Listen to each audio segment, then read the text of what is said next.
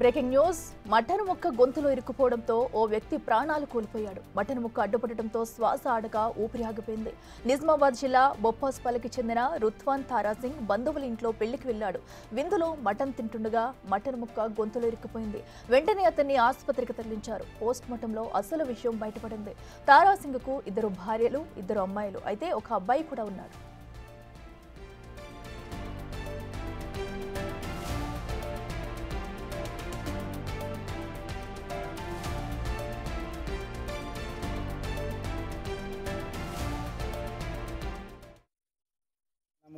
ఇద్దరు కొడుకులు ఇద్దరు బిడ్డలు ఒక కొడుకున్నారు సార్. పరిస్థితి బాగా గరీబ్ ఉన్నది, బోలం లేదు, ఏం లేదు. కైకిలు చేస్తే బతకాల, లేకుంటే ఏం లేదు. వాళ్ళకు మీరు ఏమైనా మీ గురించి మీతోటి దయా చేసేసి బాగా గరీబ్ పరిస్థితిలో 2 ఆడవాళ్ళు ఉన్నారు. ఒక అమ్మాయికి లగ్గం చేస్తే 20 సంవత్సరం పిల్లలు పుట్టకుంటే మళ్ళీ ఇంకా చిన్న లగ్గం వేసుకొని వచ్చిండ్రు. అలాగే 2 బిడ్డ ఒక కొడుకు పుట్టిండు సార్. ఏంతోటి మీతోటి అయిన కాడికి వెళ్ళి సహాయకరం చేయాలని మేము నమస్కారం చేస్తున్నాము.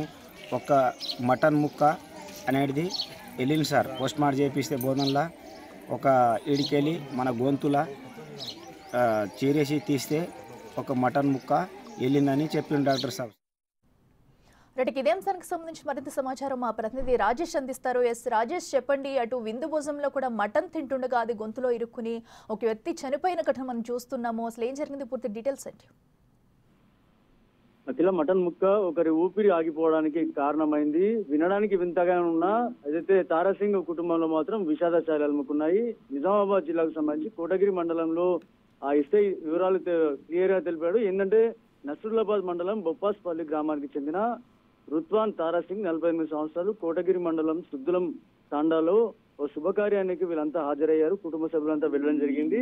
అయితే విందులో భాగంగా భోజనం చేస్తుండగా అక్కడ మద్యం సేవించిన తర్వాత వీళ్ళంతా భోజనం చేసినట్టుగా అక్కడ గ్రామస్తులు అయితే చెప్తున్నారు. అయితే మటన్ ముక్క గొంతులో ఇరుక్కుంది.